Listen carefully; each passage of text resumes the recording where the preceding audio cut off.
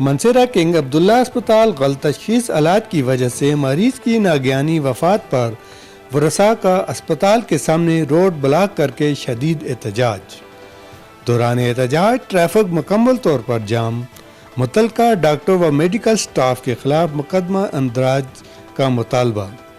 تفصیلات کے مطابق گزشتہ روز منصیرہ کنگ عبداللہ اسپتال میں 2 روز قبل داخل کیے جانے والے مریض کی دوران علاج مبینہ غلط تشخیص علاج کی وجہ سے موت پر متوفی رفیق ولد حیدر زمان شلکی بیدڑا روڈ کے بھائی شفیق و دیگر ورثاء نے ایمرجنسی مین گیٹ کے سامنے روڈ بند کر کے احتجاجی مظاہرہ کیا۔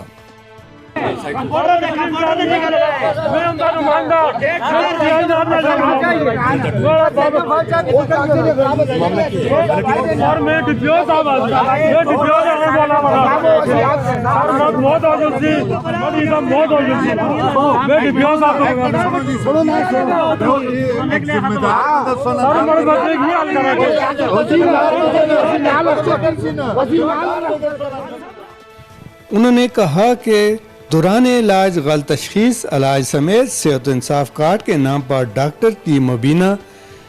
ملی بھگت سے جعلی و 2 نمبر ادویات فراہمی اور غیر تربیت یافتہ میڈیکل سٹاف کی وجہ سے مریض کی موت واقع ہوئی۔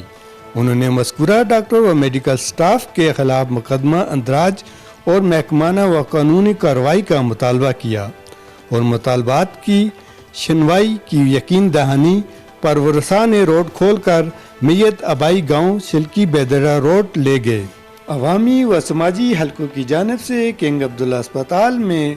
صحت انصاف کارڈ کے نام پر کمیشن کے لیے مبینہ جعلی ادویات فراہمی سمیت غیر تربیت یافتہ جونیئر سٹاف کی غفلت